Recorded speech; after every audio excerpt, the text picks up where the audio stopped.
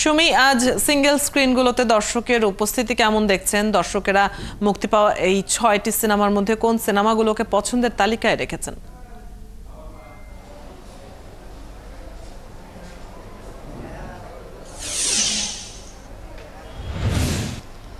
অদিতি, এবার ঈদে যে ৬টি সিনেমা মুক্তি পেয়েছে তার মধ্যে প্রথম সারিতেই আছে তাণ্ডব। তাণ্ডব একক আধিপত্য বিস্তার করেছে এবং তারপরেই কিন্তু আমরা দেখতে পাচ্ছি যে ইনসাফ চলচ্চিত্রটি সবাই পছন্দ করেছে। এছাড়াও এশা মার্ডার, উৎসব, নীলচক্র, টগর সবগুলো সিনেমায় দর্শক দেখছে। তবে আজ আমরা আছি মধুমতিতে অদিতি এবং সেখানে দর্শক কিন্তু বেশ রয়েছেন এবং দর্শক আসছেন।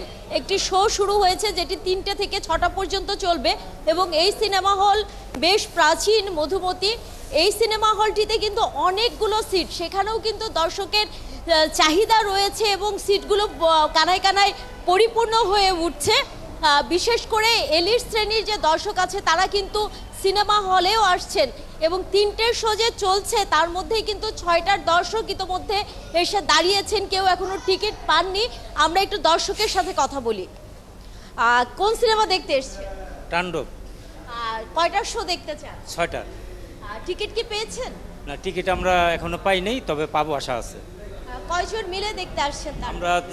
আমরা ফ্যামিলি, মানে আমার ছোট ভাই, আমরা 2 ফ্যামিলি 6 জন আমরা আসছি। অদিতি, এভাবেই কিন্তু পরিবার পরিজন নিয়ে সবাই আসছেন হলে এবং যদি আপনারা একটু গেটের বাইরের দিকে দেখেন তাহলেও দেখতে পাবেন যে সেখানেও কিন্তু দর্শক উপস্থিতি রয়েছে এবং তারা সকলেই কিন্তু ৬টার শো দেখতে এসেছেন। টিকিট 5টার আগে দিচ্ছে না এবং আরেকটি যে আনন্দের সংবাদ আছে, এবছর কিন্তু দর্শক টিকিট পাচ্ছে এবং ব্ল্যাকে যে টিকিট বিক্রি হয় সিনেমাগুলোতে, আমরা হলগুলোতে আমরা জানি এবছর ব্ল্যাকের টিকিট কিন্তু কম বিক্রি হচ্ছে। এটি একটি আশার দিক।